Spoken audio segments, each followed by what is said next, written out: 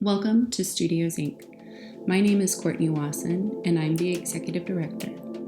Today, we'll be continuing our new Crit on the Block program. This program was designed to engage students with works of art. Through this engagement, we will also build discussion points. And finally, encourage students to engage in reflective writing. We will continue to look at works found in Studios Inc. 2020. This is an exhibition featuring all of the artists currently in our residency program. Studios Inc. in Kansas City provides mid-career artists with studio space, as well as exhibition opportunities, such as the group exhibition Studios Inc. 2020. Today we'll be looking at 3 different works by the artist Lori Raye Erickson. Lori Raye Erickson is in her 2nd year of the residency program. She is a multidisciplinary artist. That means that Lori Raye Erickson works in different mediums, such as painting, sculpture, printmaking, mixed media, and so on. The works that we'll be looking at today are 2 paintings and a sculpture. We'll start with the paintings. The paintings are pink on the left and blue on the right. Let's begin by identifying some of the formal qualities that we initially see when looking at pink and blue. First would be color. The painting on the left, titled Pink, is predominantly blue, and the painting on the right, titled Blue, is predominantly pink. Both paintings focus on the figure as its subject.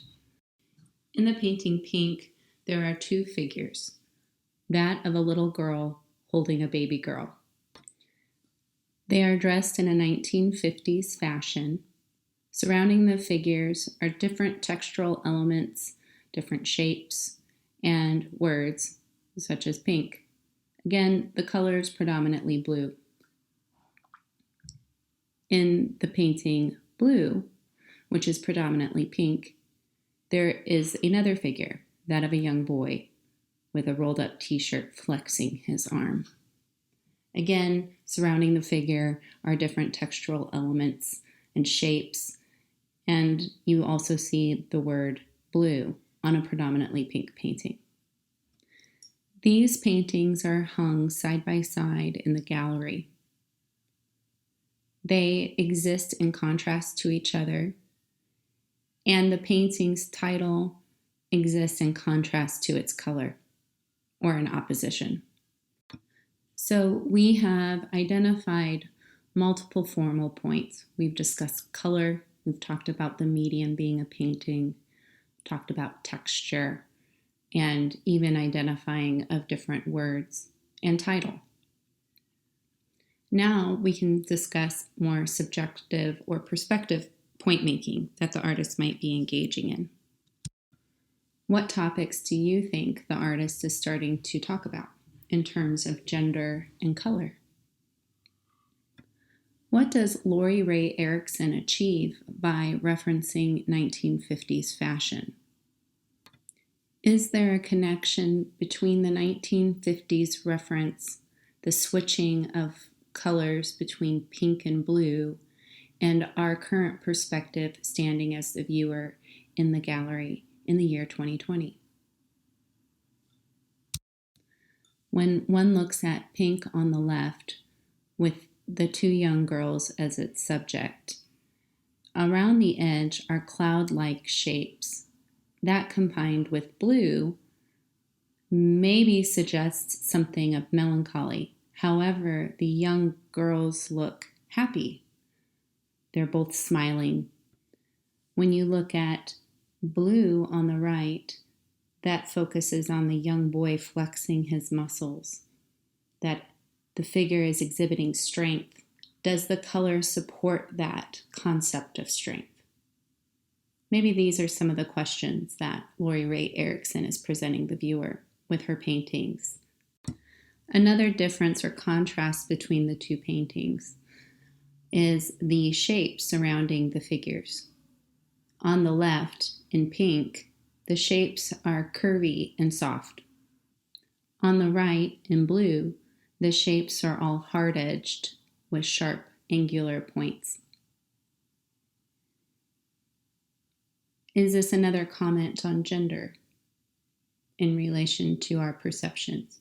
Are girls expected to be soft and boys expected to be hard? So the formal qualities of color, shape, and subject presented in opposition are going to allow you a lot of material to pull from when you begin to work on your reflective writing essay.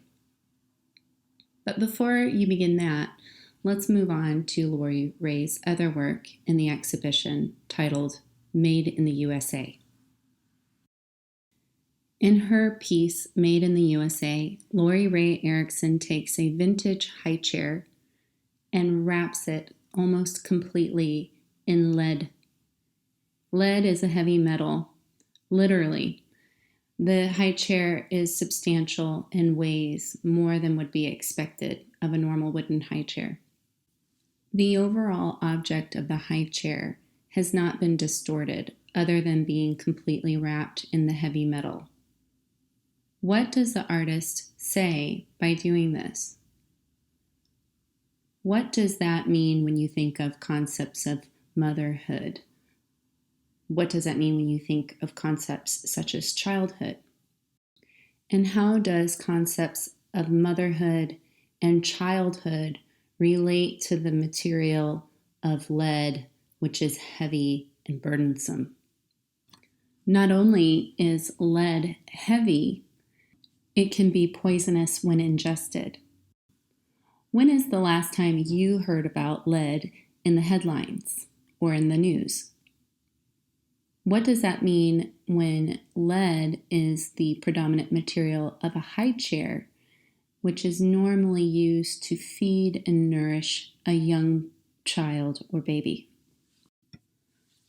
One can talk about an artwork in terms of tone. This would mean the general character or feeling of the work. Does the tone change when you understand the work is made of lead? And how do you now view that single lead pacifier that exists on the tray? Now, combine that with the title, Made in the USA.